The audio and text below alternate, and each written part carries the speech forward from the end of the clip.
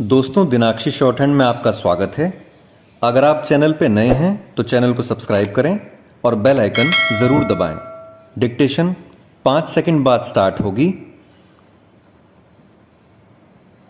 Ready, start. महोदय, इस समय भारतवर्ष के सामने बहुत प्रकार की जटिल समस्याएं हैं और यह ऐसा समय है जब सबसे यह अपेक्षा की जाती है कि आप सदा भारत की सुरक्षा और उसकी उन्नति के लिए कटिबद्ध होंगे। आपको मालूम ही है कि जब से यह प्रश्न हमारे सामने आया है कि भाषा के आधार पर देश के विभिन्न भागों का पुनर्गठन किया जाए, तब से देश में बहुत प्रकार के आंदोलन उठ खड़े हुए हैं।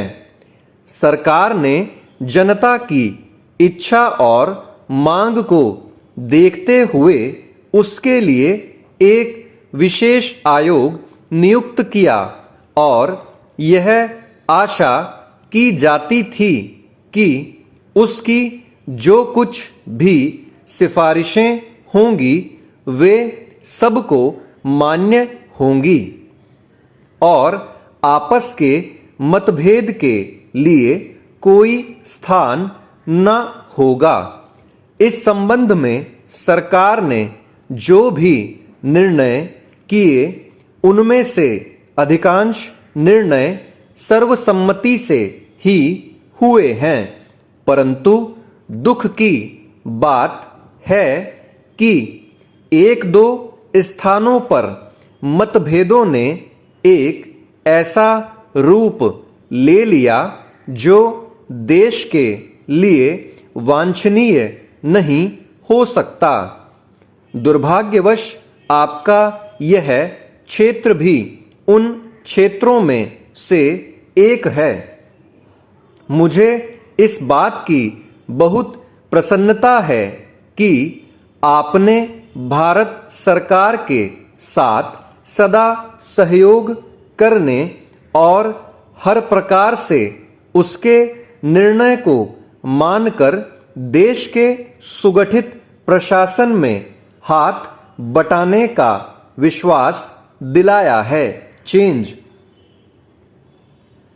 जब किसी देश के सामने बड़े बड़े प्रश्न उपस्थित होते हैं तो उनमें से कुछ बातों पर मतभेद हो जाना स्वाभाविक ही है।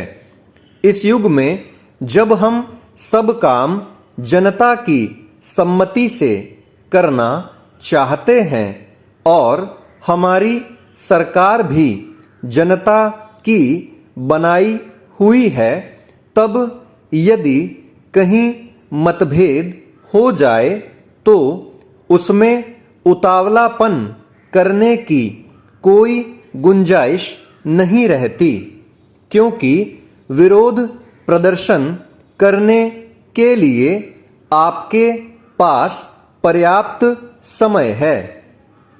परंतु एक चीज जो हम सबको भली भांति जान लेनी चाहिए और जिसके संबंध में किसी प्रकार के मतभेद की गुंजाइश नहीं होनी चाहिए, वह यह है कि चाहे हमारे मतभेद कितने ही अधिक क्यों न हों, उनको सुलझाने का एक ही उपाय है और वह उपाय यह है कि इस संबंध में निर्णय आपस में बातचीत करके तथा एक दूसरे को समझा बुझाकर किए जाएं, डंडों और पत्थरों से नहीं। हमने अंग्रेजों के विरुद्ध भी जिन्होंने इस देश को 200 वर्षों तक अपने अधीन रखा, डंडे और पत्थर उठाना गलत समझा और नहीं उठाया। चेंज। महोदय, तो क्या आपस के छोटे मोटे झगड़ों के लिए हम डंडे और पत्थरों का उपयोग करेंगे और एक दूसरे की भावना, उनकी प्रसन्नता और उनके विचारों का ध्यान नहीं रखेंगे?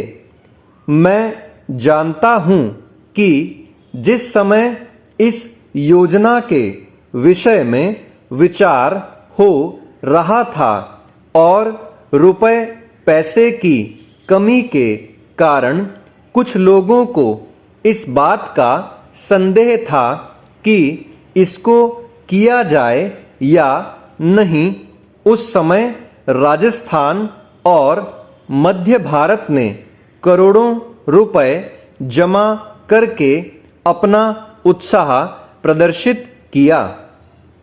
इससे लोगों में केवल उत्साह को ही प्रोत्साहन प्राप्त नहीं हुआ, बल्कि उनमें सहयोग की भावना का भी विकास हुआ, क्योंकि इतना बड़ा काम यदि ऐसी भावना पर नहीं तो और किस भरोसे पर हाथ में लिया जा सकता था।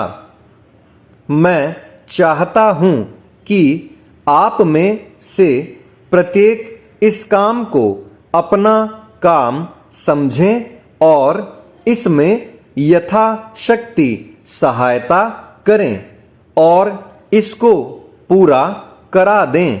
चेंज। कल मैंने सुना और मुझे यह देखकर प्रसन्नता भी हुई है कि आप लोगों ने यहाँ पर किसी एक ही स्थान से नहीं बल्कि सारे भारतवर्ष से आदमियों को बुलाया है और वे आकर काम कर रहे हैं। बहुधा ऐसा होता है कि ऊंचे ऊंचे पदों पर बड़े बड़े अधिकारी दूर दूर से आते हैं, पर जो काम कठिन समझा जाता है उसको स्थानीय लोग ही करते हैं।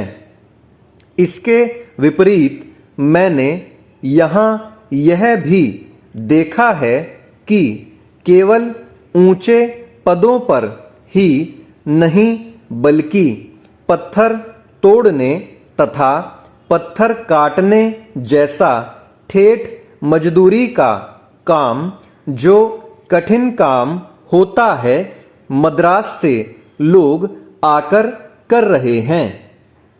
यह हर्ष की बात है।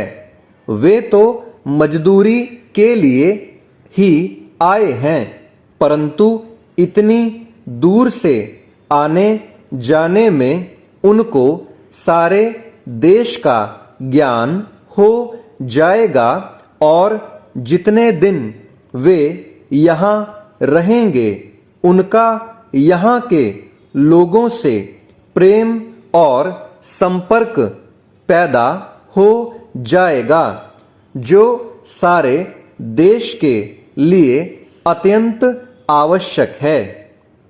यह देश इतना बड़ा है और इसके निवासी इतने अधिक हैं कि जब तक सब राज्यों के लोगों का परस्पर थोड़ा बहुत परिचय कराने का विशेष प्रयत्न नहीं किया जाएगा, तब तक सबका सहयोग नहीं मिल सकता।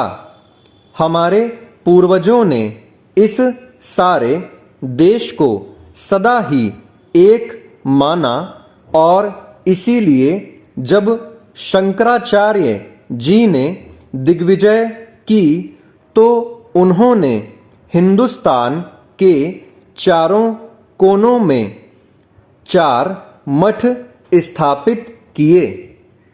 प्रत्येक स्त्री पुरुष के लिए चारों मठों का दर्शन करने का महात्म्य है।